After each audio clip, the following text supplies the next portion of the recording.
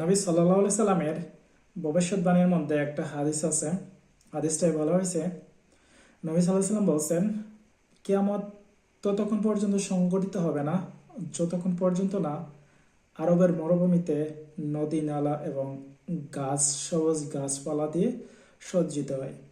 অর্থাৎ কেয়ামত সংঘটিত হওয়ার পূর্বে আরবের যে মরুভূমিগুলো আছে এগুলো দিয়ে নদী প্রবাহিত হবে এবং সবুজ গাছপালায় ছায়া যাবে। মাঝে মাঝে আমরা দেখি, গত বছর আমরা দেখছি যে ভিডিওতে বৃষ্টিতে আরবের বিভিন্ন জায়গায় মানে জমে গেছে, কিছু জায়গায় ভারী বৃষ্টি হওয়ার কারণে ওই জায়গায় গাছপালা জন্মাইছে, সবুজ গাছপালা জন্মাইছে। আরবে বিভিন্ন প্রজেক্ট হাতে নিছে যেখানে কৃত্রিমভাবে গাছপালা তৈরি করা হবে।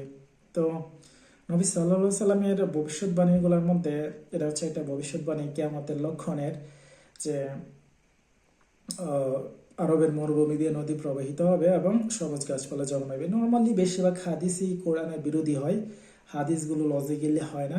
তো এই হাদিসটা যেহেতু ভবিষ্যৎবাণী করা হয়েছে এবং নবী সাল্লাল্লাহু সাল্লাম যে আল্লাহ নবী, প্রকৃত নবী, আর এই হাদিসটা যদি সহি এবং সঠিক হয়ে থাকে, অ্যাকচুয়ালি নবী সাল্লাল্লাহু সাল্লাম বইলা থাকেন, তাহলে অস্তিক যারা আছে, নাস্তিক যারা আছে, যারা নবী সাল্লাল্লাহু আলাইহি সাল্লামকে মানে না, কোরআনে বিশ্বাসী না, আমাদের ধর্মে বিশ্বাসী না, তাদের ক্ষেত্রে একটা পরীক্ষা স্বরূপ হইতে পারে যে তারা দেখতে পারেন, হয়তো বা তখন দেখার আর কোনো সুযোগ থাকে না, বা ইন ফিউচারে আমার ভিডিওটা যদি থাকে বা এমন কোনো মানুষের কাছে পৌঁছায়, তাহলে এই হাদিসটা যদি আপনার চোখে পড়ে, আপনি এই নলেজটা রাখেন যে আমাদের নবী, ইসলাম ধর্মের নবী মুহাম্মদ সাল্লাল্লাহু আলাইহি সাল্লাম বলে গেছেন, কিয়ামত ততদিন পর্যন্ত না সংগঠিত হবে যতদিন পর্যন্ত নদী নালা হবে এবং আরব ভূমি গাছপালায় সবুজে সমানিত হবে।